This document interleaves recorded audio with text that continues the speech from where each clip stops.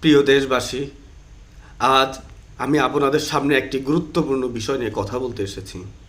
এদেশের সাধারণ মানুষ তারা অত্যন্ত সহজ এবং সরল। তারা রাজনীতিবিদদের প্ররোচনায় পা দেয় সহজেই, মিথ্যা আশ্বাসে ধোঁকা খায়। একবার চিন্তা করে দেখুন, 24শে আগস্ট গণ অভ্যুত্থানের আগে বলেছিল একজন পিউন 400 কোটি টাকার মালিক হয়েছে বিগত 16 বছরে। আর এখন দেখুন, 16 বছর নয়, মাত্র 10 মাসেই একজন 400 কোটি টাকার দুর্নীতি করেছে বইকাণ্ডে।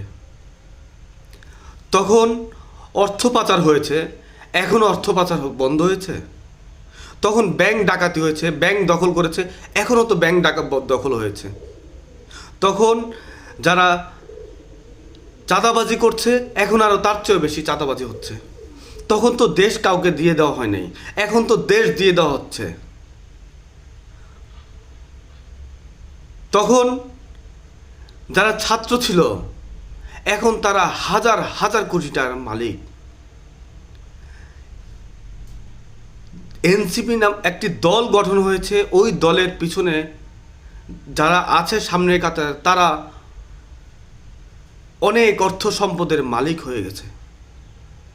কিন্তু দেশের জনগণ, যারা সাধারণ জনগণ, যারা চেয়েছিল দেশটা পরিবর্তন হবে, যারা চেয়েছিল এই দেশে বৈষম্য দূর হবে, যারা চেয়েছিল এই দেশে বৈষম্য দূর হবে, বিভাজন, জাতির মধ্যে বিভাজন দূর হবে, আইনের শাসন প্রতিষ্ঠিত হবে, তারা চেয়েছিল যে এই দেশটি 24শে আগস্টের পরে একটি নতুন বাংলাদেশ হবে, এই দেশে আইনের শাসন প্রতিষ্ঠিত হবে, এই দেশে ন্যায় বিচার প্রতিষ্ঠিত হবে, এই দেশে বৈষম্য দূর হবে, এই দেশে সাধারণ জনগণ নিরাপত্তা পাবে, এই দেশ থেকে চাঁদাবাজি বন্ধ হবে, এই দেশের যারা মব জাস্টিস করছে তারা সাধারণ মানুষ ছিল, এখন তারা সাধারণ জনগণের অত্যাচার নির্যাতন করছে।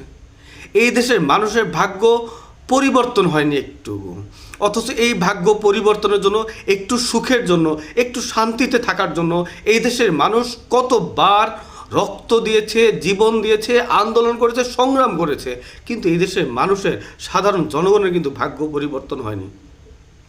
আমরা এমনই একটা অভাগা জাতি যারা এতবার আন্দোলন সংগ্রাম করেছে নিজেদের ভাগ্য পরিবর্তন করার জন্য, কিন্তু আমাদের ভাগ্য পরিবর্তন হয়নি।